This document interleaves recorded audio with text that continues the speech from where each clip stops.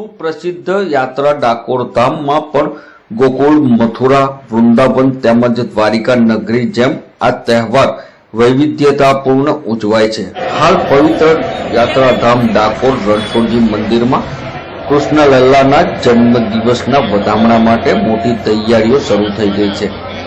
મંદિરને ટ્વિંકલિંગ લાઇટિંગ તેમજ આસોપાલવના તોરણથી બાંધી સજાવટ કરવામાં